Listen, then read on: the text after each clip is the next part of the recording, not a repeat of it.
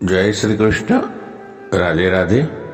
राधे सत्संग में सत्संग का रसपान करते सभी आत्मीय जनों, श्री वल्लभ की प्रेरणा से प्रेरित होकर राधे सत्संग में आज हम सठ तिला एकादशी कल जो है उसके बारे में, उसके फल, उसकी विधि क्या है वो देखिए जाने। लेकिन इससे पूर्व अगर आपने राधे सत्संग चैनल को सब्सक्राइब न किया हो तो कर लेना, जिससे आपको हर सत्संग की जानकारी मिल सके। तो प्रियजनों, सबसे पहले आप सभी को सठ तिला एकादशी की खूब खूब बधाई हो।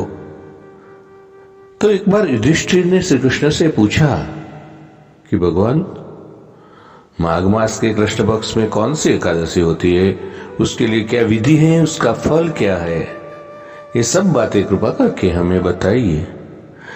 तो श्री भगवान बोले, हे नृप श्रेष्ठ, माघ मास में यानी कि गुजरात महाराष्ट्र के अनुसार पौष मास के कृष्ण पक्ष में एक एकादशी जो है वो सठ तिला के नाम से विख्यात है, जो सब पापों को नाश करने वाली है। मुनि श्रेष्ठ पुलस्त्य ने इसकी जो पाप हारिणी कथा तालब्य से कही थी, ये कथा मैं आज आपको सुनाऊंगा। तालब्य ने पूछा कि ब्राह्मण मृत्युलोक में आए हुए प्राणी पाप कर्म तो करते ही रहते हैं, तो उन्हें नरक में न जाना पड़े, इसके लिए कौन सा उपाय है वो बताने की कृपया करे। तो पुलस्त्य जी बोले, महाराज, इसके लिए जो एक विधि करना होगा, इसकी जो पाप हारिणी कथा है वो मैं आपको बताऊंगा। तो पुलस्त्य जी बोले, हे महाभाग, माघ मास आने पर मनुष्य को चाहिए कि वह नहा धोकर पवित्र होकर इंद्रिय संयम रखते हुए काम, क्रोध, अहंकार, लोभ, चुगली आदि आदि बुराइयों को त्याग कर दे, देवादेव देव भगवान का स्मरण करे और जल से पैर धोकर भूमि पर पड़े हुए गोबर का संग्रह करे, उसमें तिल और कपास मिलाकर 108 पिंडिकाएं बनाए। फिर माघ मास में जब ये आर्द्रा या मूल नक्षत्र आए तब कृष्ण पक्ष की एकादशी करने के लिए नियम ग्रहण करे। भली भांति स्नान करके पवित्र होकर शुद्ध भाव से देवाधिदेव श्री विष्णु की पूजा करे। कोई भूल हो जाने पर श्री कृष्ण का नामोच्चारण करे। रात को जागरण और होम करे। चंदन, अर्गजा, कपूर, नैवेद्य ऐसी सामग्री से शंख चक्र गदा धारण करने वाले देव देवेश्वर श्री हरि की पूजा करे।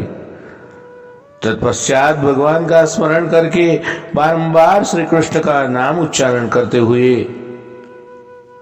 कुंभड़े, नारियल अथवा बिजोरे के फल से भगवान को विधि पूर्वक पूजा करे और अर्घ्य दे।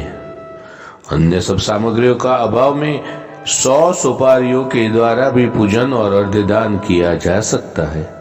अर्घ्य का मंत्र करे और उसमें उसके बाद कहे कि आप बड़े दयालु हैं, हम आश्रयहीन जीवों को आपका आश्रयदाता होना चाहिए।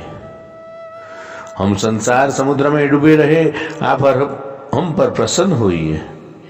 हे कमल नयन, विश्व भावन, हे सुब्रमण्य महापुरुष, सबके पूर्वज, आपको नमस्कार हो।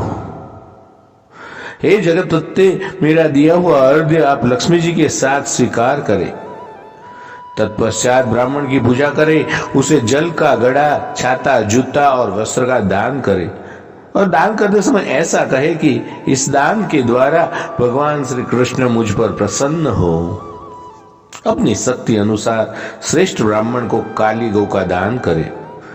हे द्विज श्रेष्ठ, विद्वान पुरुष को चाहिए कि वह तिल से भरा हुआ पात्र भी दान करे।